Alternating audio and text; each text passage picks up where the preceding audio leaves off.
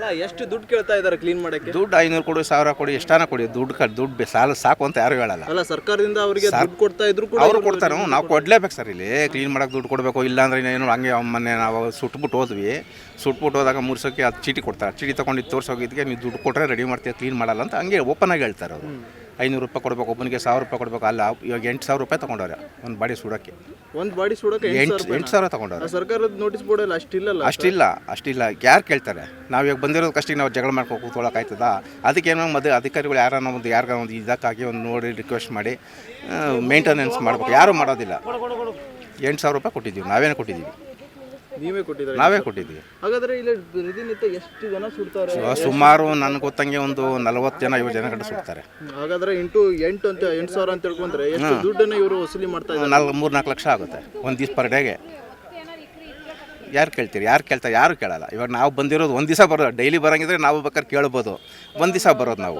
ಬಳಕೆಗಳೆಲ್ಲ ನೀವು ಕೇಳೋಕೋರೆ ಹಂಗೆ ಹಿಂಗೆ ಅಂತಾರೆ. ಯಾರು ಕೇಳೋಕೆ ಹೋಗಲ್ಲ.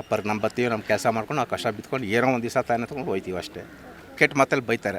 ಇವಾಗ ನಾವು ಬಂದಿರೋ ನಾವು ಕಷ್ಟಕ್ಕೆ ನಾವು ಯಾರಿಗೂ ಏನೋ ಕೇಳೋ ಪರಿಸ್ಥಿತಿ ಇಲ್ಲ.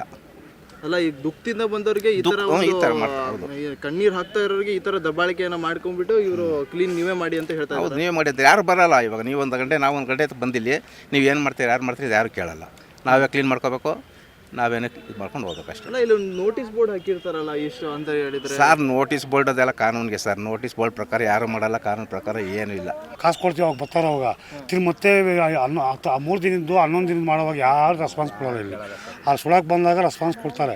ಸುಟ್ಟಿದ್ದೆಲ್ಲ ಆದಮೇಲೆ ತಿರುಗಿ ಕುಡಿಕೆ ಕೊಡೋವಾಗ ಮತ್ತು ಇಲ್ಲಿಂದ ಬಂದು ನಾವು ಕಾರ್ಯ ಮಾಡೋಕ್ಕೆ ಬಂದಾಗ ಇಲ್ಲಿ ಯಾರು ಕ್ಲೀನಿಂಗೇ ಇಲ್ಲ, ರೆಸ್ಪಾನ್ಸು ಇಲ್ಲ. ನಾವೇ ಎಲ್ಲ ಆಯ್ಕೊಬೇಕು, ನಾವೇ ಇಕ್ಕೊಬೇಕು. ನಾವೇ ಪರ್ಕೆ ತಂದಿರಲ್ಲ, ಕೈಯಾಗಿ ಹಿಂಗೆ ಅನ್ಬೇಕು. ನಾವೇ ಇಕ್ಬಿಟ್ಟು ಪೂಜೆ ಮಾಡ್ಕೊಂಡು ಹೋಗ್ಬೇಕು. ಆ ದುಃಖದಲ್ಲಿ ಶಾಂತಿ ಇಲ್ಲ.